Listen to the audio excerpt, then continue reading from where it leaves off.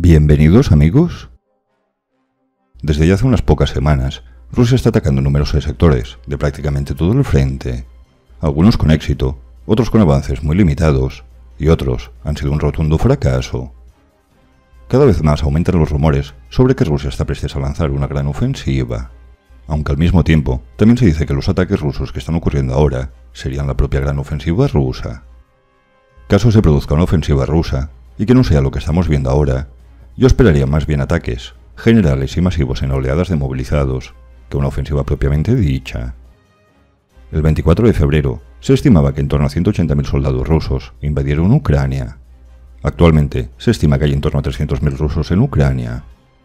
Aunque el 24 de febrero la inmensa mayoría de los 180.000 eran profesionales entrenados.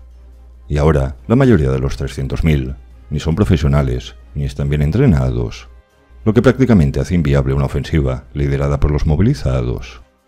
Cualquier ofensiva rusa debería ser liderada por los restantes de tropas profesionales rusas, y Rusia puede perder parte de las pocas tropas profesionales que le restan en esta ofensiva. Veremos si es verdad que estamos ante una inminente, nueva y gran ofensiva rusa, aunque con poco entrenamiento, cualquier ofensiva es muchísimo más complicada, incluso en algo tan básico como es coordinarse. Así que yo, realmente, espero ataques masivos, más que una ofensiva propiamente dicha, ya que me sorprendería que Rusia tuviese aún la capacidad de organizar una ofensiva contundente, después de haber perdido a la mayoría de su personal profesional. De momento, la única ofensiva de cierta entidad que hemos visto se ha producido en Vuhledar, y ha acabado en una carnicería rusa. Una más, sin ningún éxito, ni mínimamente importante. Por cierto, aunque no me gusta mucho hablar de bajas por la evidente inexactitud, y hace unos días que un periódico británico, mediante la inteligencia de Estados Unidos, cifraba las bajas rusas en 188.000. Y poco después, un periódico de Estados Unidos informaba que las bajas rusas estaban cerca de llegar a los 200.000. Así que orientativamente, por ahí debe de andar la realidad. Sobre las bajas ucranianas, no hay ninguna información que sea mínimamente fiable, pero es posible que superen los 100.000. O no, porque realmente no hay ninguna fuente fiable. Lo que sí que anunció el alto mando ucraniano es que esperaba alcanzar el 1,5 millones de movilizados para este verano. Más importante será el número de ellos que serán entrenados al nivel OTAN, aunque en cualquier caso superan en número a los movilizados rusos. Vamos a repasar las últimas novedades en cada sector del frente. En el frente de Zaporilla, aunque ya se han detenido, hubo múltiples ataques y tentativas rusas que no se han traducido en nada, sin ningún resultado positivo. Donde sí vale la pena detenerse para ver qué ha ocurrido o está ocurriendo son en los sectores de Vuhledar, de Bakhmut, de Kremina y sobre el frente de Svatove, una de las zonas donde se especula que se producirá un ataque ruso. En el sector de Vuhledar, los rusos lanzaron 2 infructíferos ataques que fueron rechazados hasta con cierta facilidad. Cabe interpretar que las intenciones rusas en este sector serían avanzar sobre la carretera y sobre la retaguardia ucraniana de todo este sector. Pero estas flechas en este sector son poco menos que ciencia ficción. A pesar de que hablamos de avances de poco más de 10 kilómetros, Rusia muy difícilmente es capaz de avanzar ni un cuarto de esta distancia en la mayoría de frentes. Sobre la localidad de Vuhledar, aquí sí, que podemos decir que Rusia lanza una ofensiva. No apenas un ataque de las decenas y decenas que lanza a diario por todo el frente. Aquí, aunque el ejército ruso intentó avanzar en 2 ejes, apenas el flanco derecho consiguió avanzar, e incluso aproximarse a las afueras de la localidad. Esta ofensiva rusa fue liderada por las brigadas 40 y 155 de la Infantería Naval rusa, pertenecientes a la Flota del Pacífico. Junto a los paracaidistas y algunas unidades del ejército de tierra, ya son de las pocas unidades con algún número de tropas profesionales entre sus filas. Además de estas 2 brigadas de infantería naval, la ofensiva rusa contaba con diversas otras unidades que equivalían a otras 2 brigadas, Spetsnaz entre ellos, para un total que equivalía a 4 brigadas rusas para asaltar Vuhledar. Avanzando en terreno llano y abierto, se han visto numerosos vídeos donde la artillería ucraniana diezmaba a las tropas rusas que intentaban alcanzar Vuhledar. Vídeos que no puedo subir aquí, pero en los que se aprecia cómo eliminaban a los avances rusos. La artillería francesa tipo Caesar, la misma que podemos ver en la portada de este vídeo, que dispone de sistema de navegación inercial y una computadora balística, diezmó la ofensiva rusa. Finalmente, un contraataque ucraniano acabó expulsando a las pocas unidades rusas que sí que habían conseguido acercarse a las afueras de la localidad. En uno de los vídeos existentes se aprecia un total de 30 blindados rusos, destruidos o dañados, además de las considerables bajas entre la infantería rusa. Rusia es este curioso país donde la derrota en Kiev se convierte en una finta.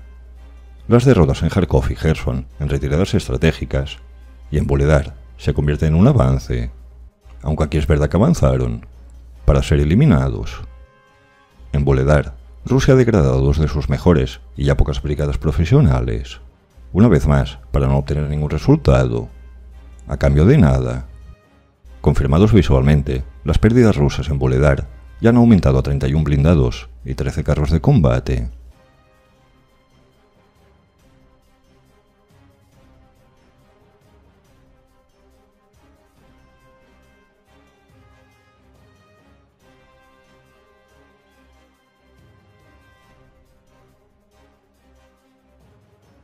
En Mariupol se estima que han acumulado en torno a 30.000 movilizados, así que probablemente, siendo rusos, intentarán otras veces más atacar Vuhledar.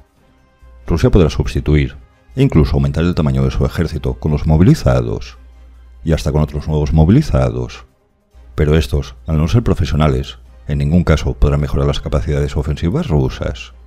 Lo mejor que podrán hacer es lanzarlos en masa, en una tentativa para que su volumen sirva para compensar sus carencias.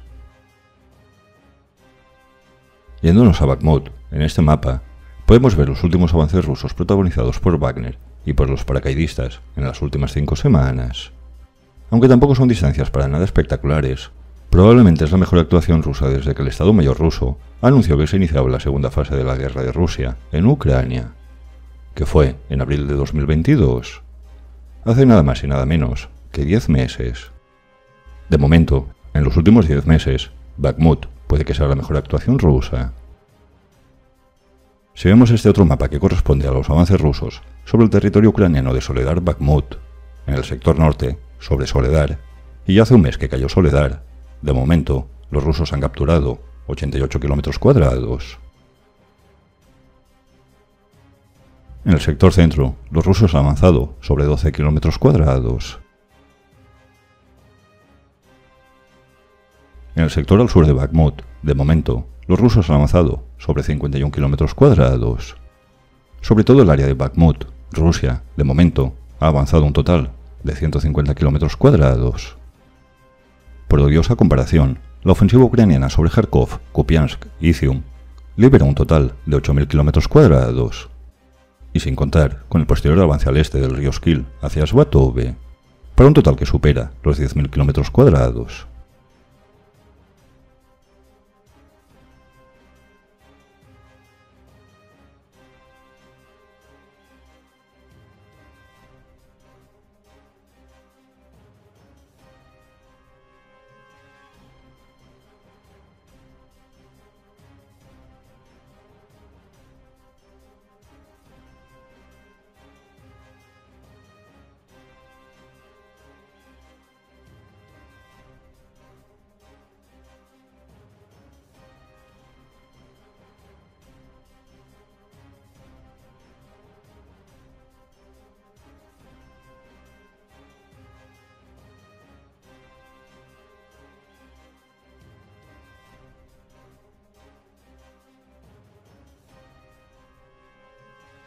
Si bien Soledar, al norte de Bakhmut, cayó hace un mes, donde más rápido han conseguido avanzar los rusos es al sur de Bakhmut. Las posiciones defensivas ucranianas están en torno a Ivanivke. Ahora mismo da la sensación que los avances rusos sobre Ivanivke, de momento, se han detenido. Como indican las flechas rojas, Rusia ha intensificado los ataques en múltiples direcciones. A menudo acaba avanzando en algún sector después de lanzar varios ataques sobre el mismo punto. Ahora mismo se sabe que en Bakhmut hay en torno a 10.000 soldados ucranianos. El resto de las tropas que había ya han sido reubicadas a otras posiciones defensivas, menos arriesgadas. Si bien la proyección de las intenciones rusas sería un doble avance sobre la retaguardia ucraniana, incluso aunque se acabe produciendo, cada avance ruso tarda días en producirse. Recordando nuevamente que ya va a cumplir un mes que los rusos ocuparon Soledar, así que muy difícilmente los rusos conseguirán rodear a nadie. Los ucranianos tendrán tiempo para retirarse con tranquilidad, como de hecho ya han retirado algunas unidades. En este momento solo hay dos escenarios. O los avances rusos empiezan a tener problemas para avanzar, y aunque se estreche la presión sobre Bakhmut, los ucranianos puedan continuar defendiéndola, y en el ataque ruso al sur de Ivanivke, de momento, parece que los avances rusos se han detenido, o que los rusos consigan avanzar un poco más, y ahora sí que no hace falta que avancen mucho, aunque fácilmente tardarán días como mínimo, y se convierta en muy probable una retirada ucraniana. Veremos cuánto y por cuánto tiempo los ucranianos hacen pagar a los rusos la caída de Bakhmut, en el caso de que acabe cayendo. Por cierto, ¿os acordáis cuando los que no sois sotanistas con lavado de cerebro decían que Rusia avanzaba despacio para no hacer daño? ¿O que los malignos Estados Unidos bombardeaban y destruían todo? ¿No como Rusia? Estas imágenes son las primeras filas de edificios de la periferia de Bakhmut. Rusia, como siempre ha hecho, ya sea en Georgia, o en Siria, o en Ucrania, arrasa todo hasta los cimientos. Como Rusia no es el segundo mejor ejército del mundo, como ni siquiera saben combatir como un ejército moderno, como su fuerza aérea es de juguete, como no saben embolsar rápidamente ni siquiera un pueblecito, solo les queda avanzar despacio y destruir absolutamente todo. Vemos exactamente las mismas imágenes en Mariupol, Marinka, Popasna, Soledar, etc. Según las mentiras del Kremlin, esto es Rusia liberando rusos, que lo han perdido absolutamente todo. ¿O todo esto era para que Finlandia no se expandiera en la OTAN? Ya no me acuerdo, era algo así. En Kremina, las tropas ucranianas ya estaban prácticamente a las afueras de la localidad, avanzando por los bosques al sur de esta, y trascendió que los rusos enviaron a los paracaidistas a defender este sector. Los paracaidistas, o VDB, suelen actuar como apagafuegos, por lo que podemos deducir que fueron enviados a defender Kremina, porque las tropas rusas no profesionales que la defendían estaban cerca de colapsar.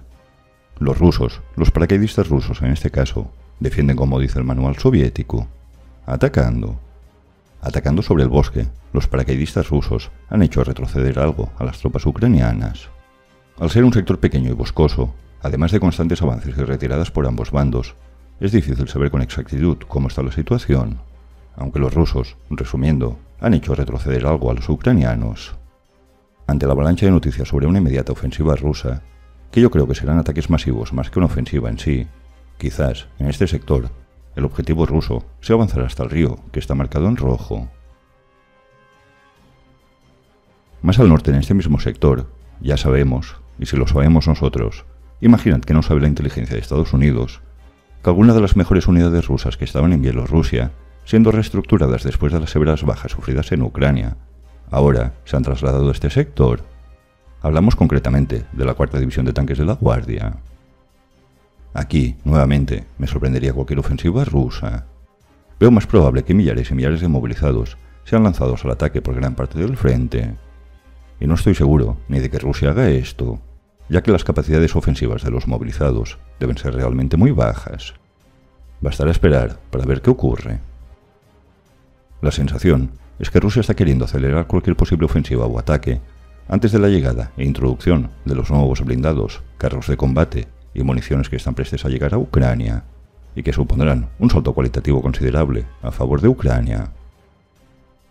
No está claro si habrá una supuesta nueva ofensiva rusa, o si lo que estamos viendo es la propia ofensiva rusa.